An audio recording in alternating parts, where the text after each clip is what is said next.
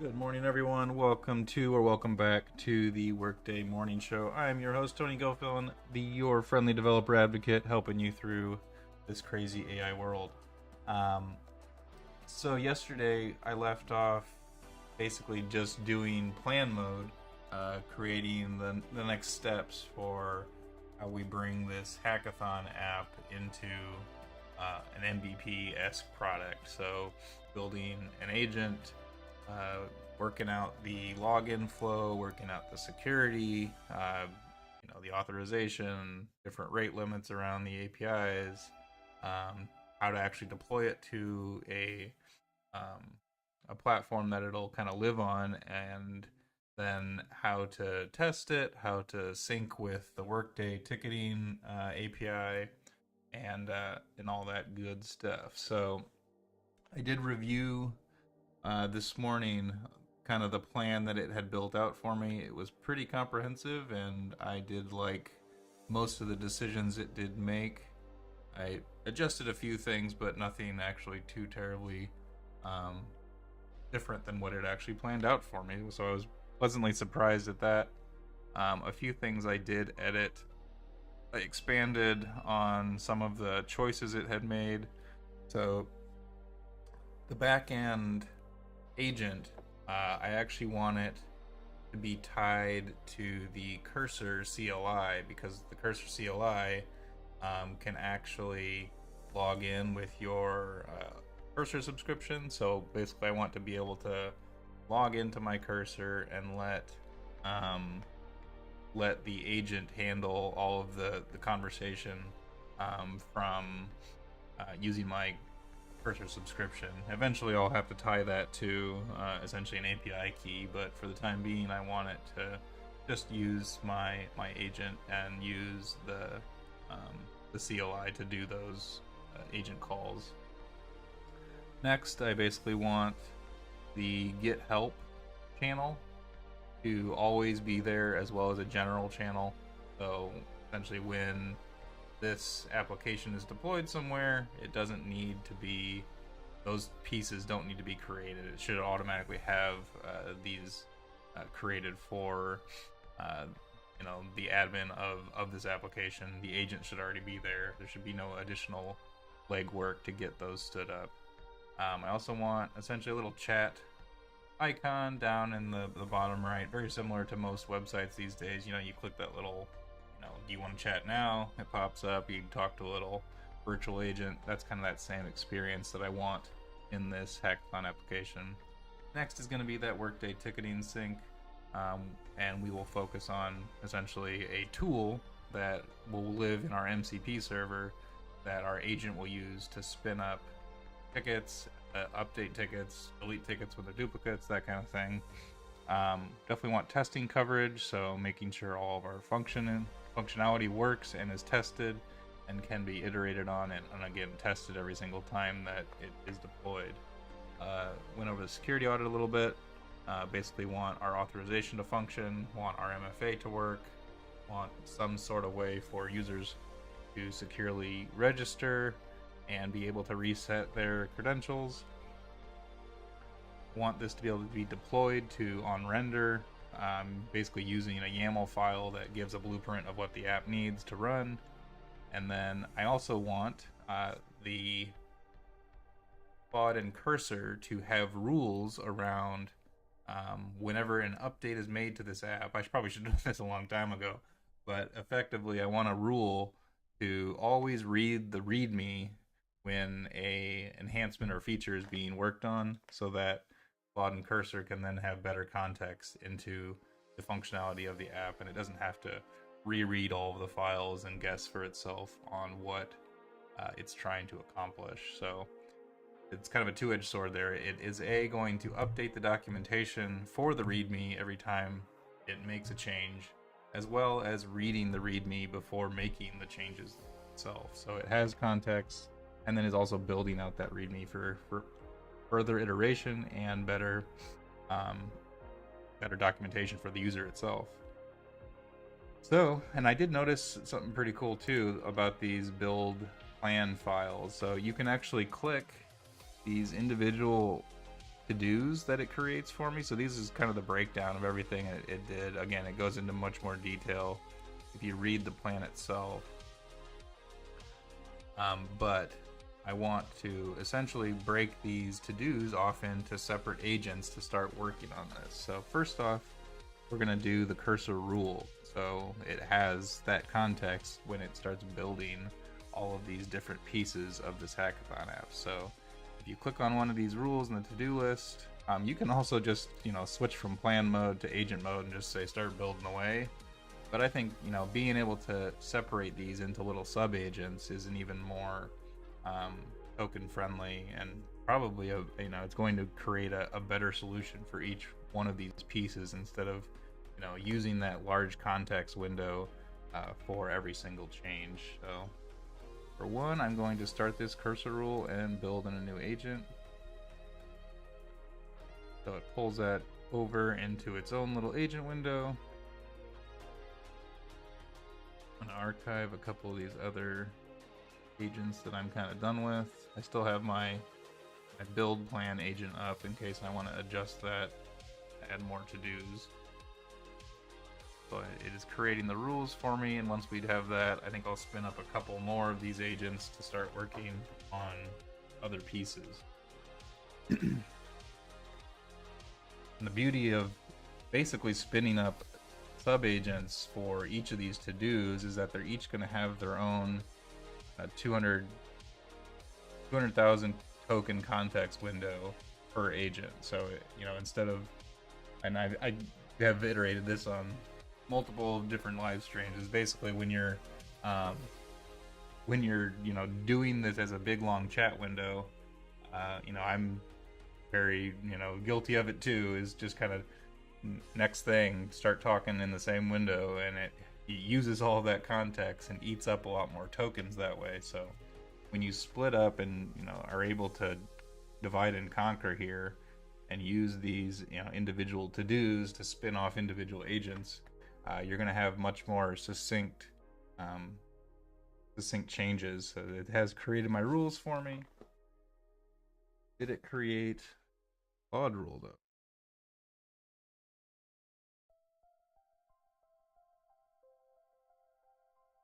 I'm going to have it create also an official Claude. I thought I spun Claude up in this workspace. I have local JSON for Claude, but it doesn't look like I have a Claude.markdown, which kind of acts as a setup document for Claude. So I'm going to start Claude code here and run init. When you have Claude code installed, you definitely want to run /init for all the projects that you start in. And it doesn't look like I've done that in this particular file. So once Claude code starts up, just /init. This initializes a Claude code file.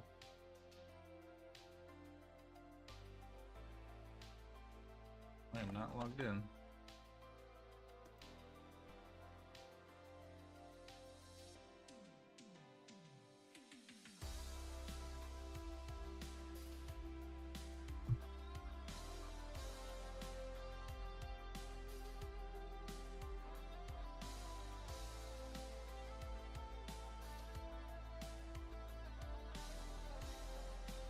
It usually prompts you to log in if you're not logged in when Claude code first fires up, but that didn't seem to be the case.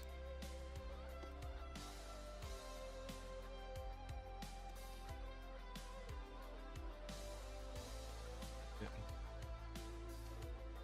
Log in again.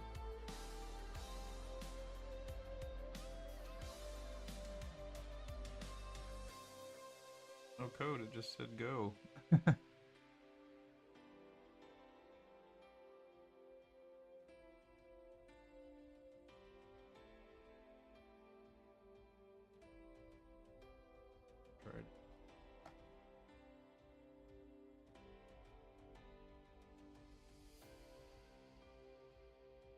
And click.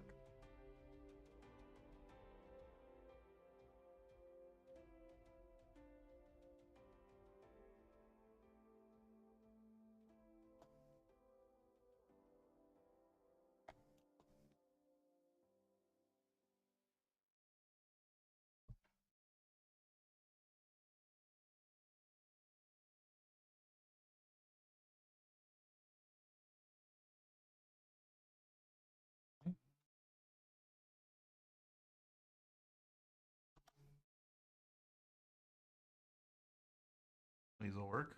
Not really. It keeps bouncing back at me.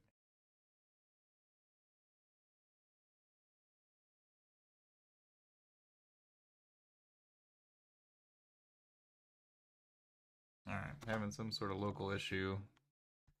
We won't worry about Claude Code for now since we're kind of working in Cursor at the moment. But effectively, I want to spin up a Claude.app markdown to be able to put rules in the Claude skills for being able to handle this the rule that I just did. So the rule around having read the README as an agent and then update the README when things have changed that a user needs to be aware of around setup for this application. So that exists for Cursor, so that'll work for now. I'll deal with the Claude authentication problem later. Maybe my Claude's just out of date.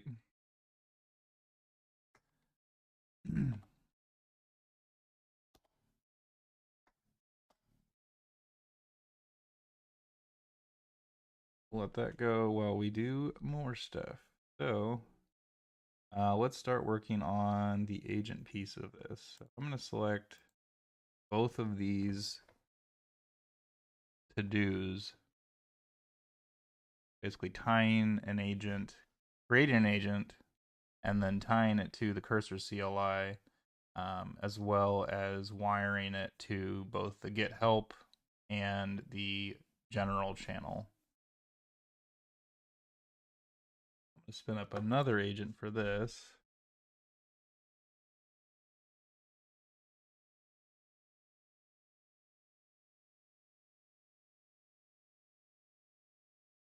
While that's going, let's do the Workday ticket sync. Another agent, because that is kind of its own little work stream. It's not going to mess with the bits and pieces that the agent side of things is going to be building on. The agent side might be pushing into some of the UI elements, but we'll deal with if those collisions happen. Road. So this is not an agent team. This is definitely just sub-agents. So if you're wanting to build an agent team, effectively you can create agents that can talk to each other. So if you did want these agents to start working on things that effectively A, need to work together, or B, would have conflicts between the two changes, you can use agent teams to talk to have agents basically have different roles and talk to each other. So you could have like developer one do this, developer two do this, and then like a tester make sure that they're properly building test cases and the test cases are passing. And you create like a quality assurance agent that is going to review and make sure that it's meeting different coding standards or conventions or naming standards, that kind of thing. So agent teams are very cool. They are very token heavy though. These little sub agents that I'm doing, I guarantee, are not using nearly as many tokens as a agent team would to do the same amount of work.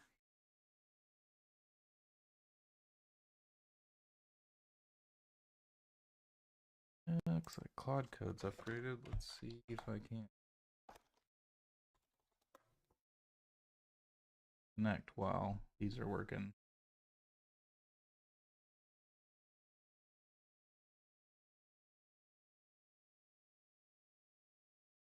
But then once I'm done with this plan, since I'm kind of spinning off agents to kind of knock off these to-dos, once I'm finished with that, I'll get back into basically a new workflow of building a new plan to fill in the gaps that this particular set of to-dos didn't quite accomplish. And then ideally, when all of these agents go through their iterations, since I've created that rule for them to build more information into the README, they'll basically be able to read that README and not lose all the context into the things that they've built before. So these context windows can be, much more streamlined.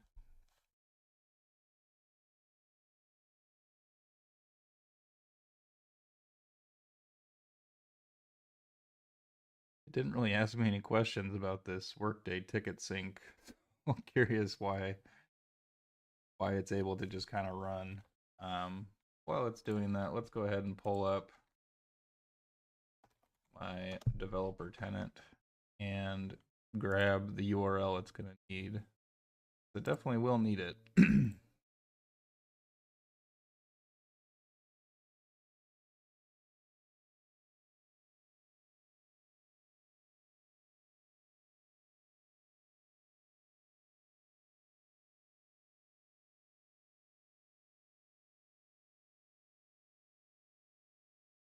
So it's created a few more environment variables, the URL, which is good, and then the API type, which I don't really know what that's referring to. Maybe that's the API operation, like a post or a get. Go to tenant.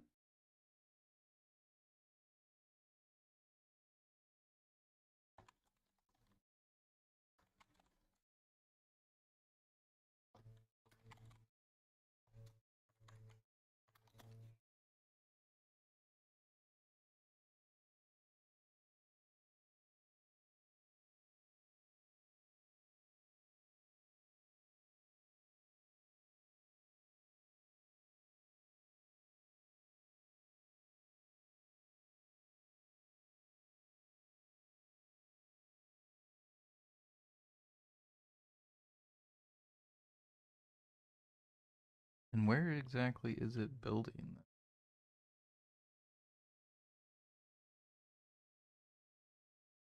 It better be building in the MCP server.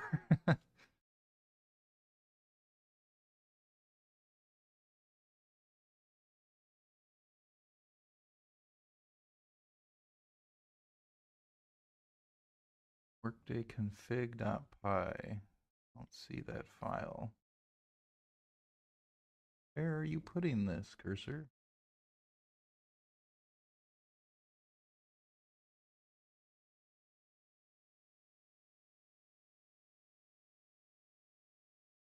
Workday ticket client.py. Where's that too? Definitely creating things, but not telling me where it's putting them.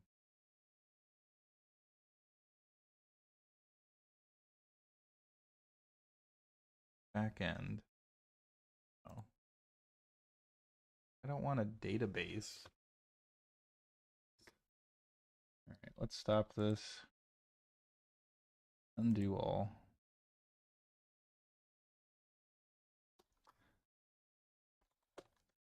Workday ticket integration needs to be a MCP tool. Yeah, basically guessed where it needed to live, and it thought it needed to be built into the Postgres, which it should already be. So the ticketing piece should already be there. I will essentially want an MCP tool for it to pull and push those tickets.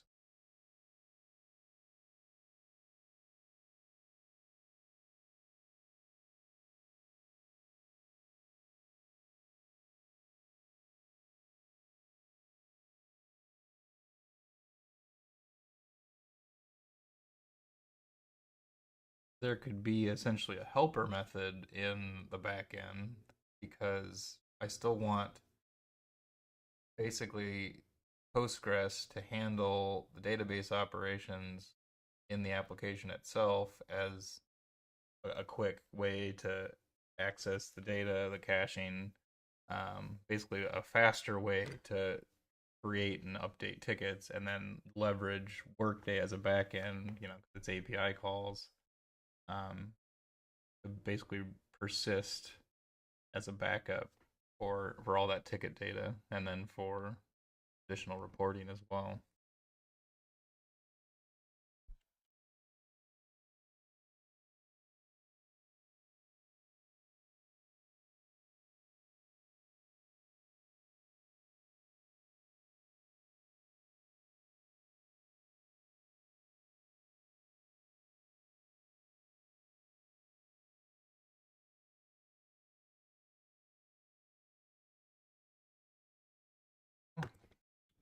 back in my tenant here, we do need to get the REST API for our ticket.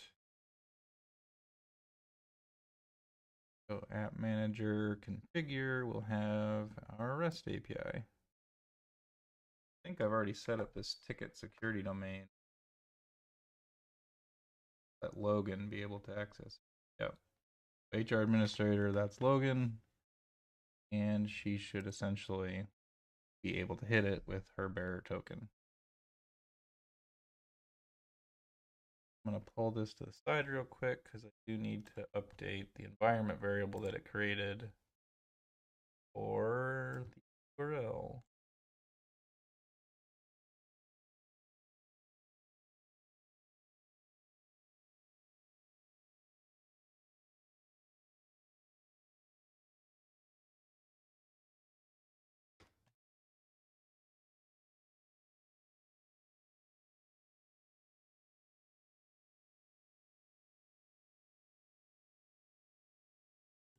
I undid that there anymore, so we'll have to wait for it to spin those up again.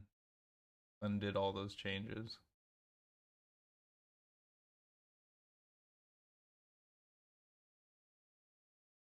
Yep, there it is.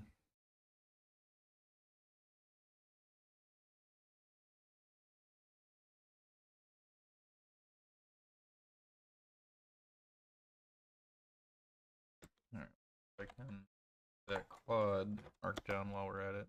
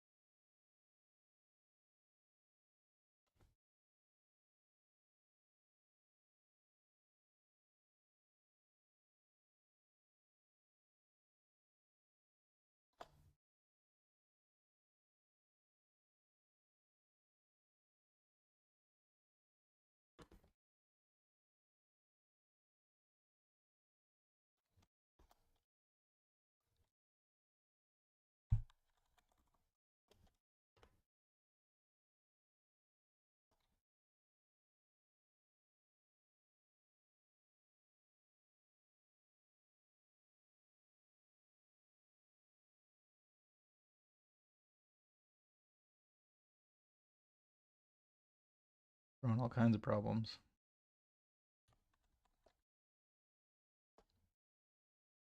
Again, interesting. All right. Looks like both of these have finished.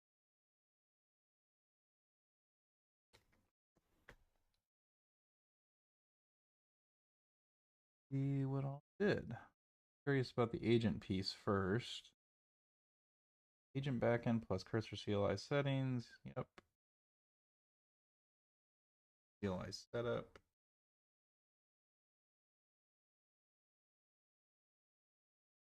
Update the README. Perfect.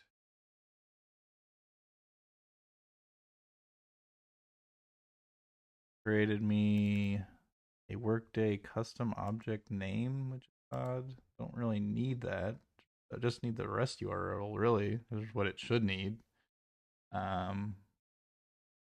Workday custom object. What? Interesting. So it's inferring a few different things. So it thinks there's a custom object name for hacker data. We'll effectively be pulling this from another app, which will have its own API. Let me clarify this because it's going to break.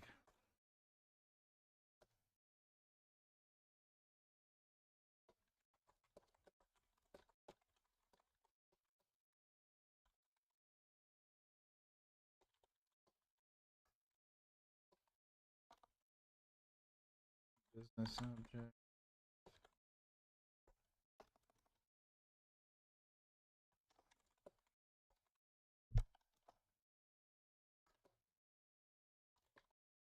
Ticket data is also going to come from a separate REST URL.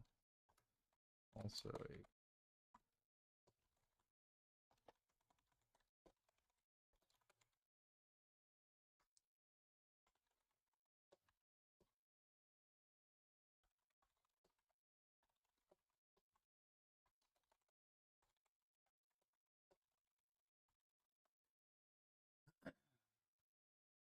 thought it knew basically what I was trying to accomplish there. I guess I told it I will be using Workday as the backend, but I didn't specify that it would be just a REST URL for a custom business object. I only really need two REST URL environment variables. One ties to the hacker data, which get name, email, that kind of thing, and then the ticket URL that'll handle pushing and pulling ticket information. I don't really know why it custom object name, because if you look at problem, I guess you could have done a basically it's trying to find like a base URL and then the object name. So if you look at the custom business object within App Manager,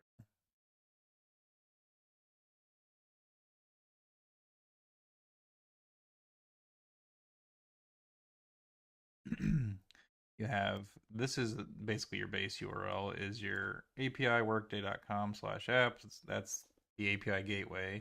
And then this is where it kind of gets different, is because it has your application name plus your organization postfix, that SVP, blah blah blah. Like this is essentially a unique key based on your organization.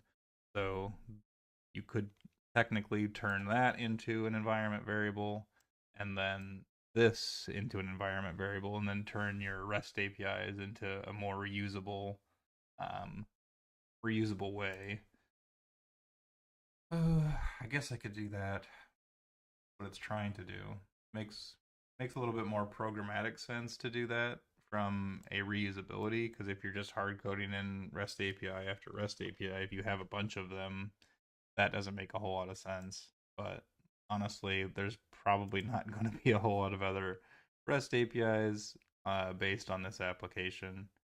But if you were, again, building out an MCP server, for example, like the one I created to handle hundreds, if not thousands of APIs, you would want to definitely do something more along the lines of, parameterize the app name, parameterize the object name.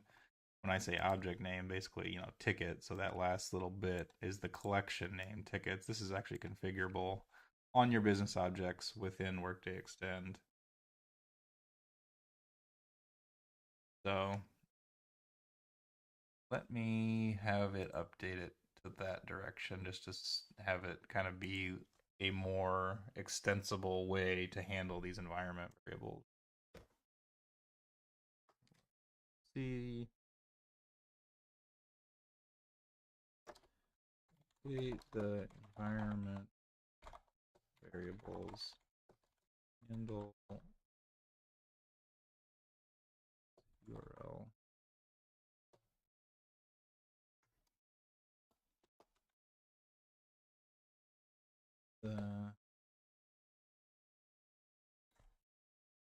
Like how it does this, because then you can't.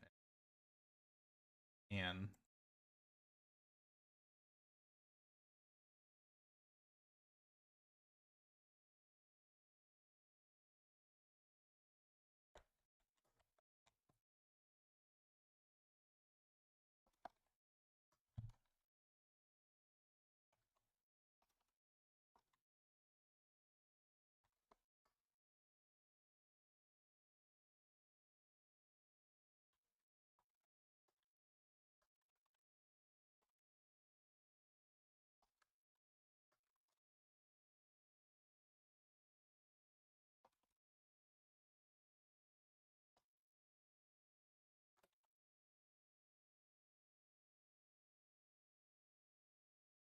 put a reference in the URL for both the app name and collection name.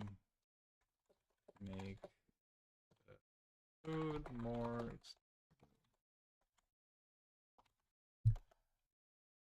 again, for my purposes, it's not really, super necessary to make it so extensible, because again, I'm probably only going to be using those two REST APIs from two different apps.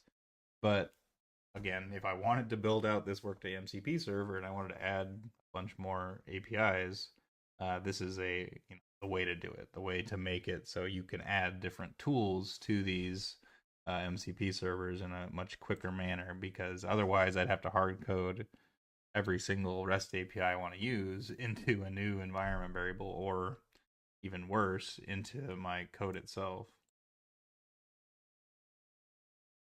So it's going to do its thing. It's going to separate out those variables for the REST API, make the actual code better, and then we'll be able to test the agent and the ticketing syncing. So it's going to kind of crank away and do its thing. Neither of these pieces are going to work right now, but we'll take a look tomorrow to see what these sub agents have actually come up with. Thank you guys for joining me, and I hope you guys have a great rest of your day.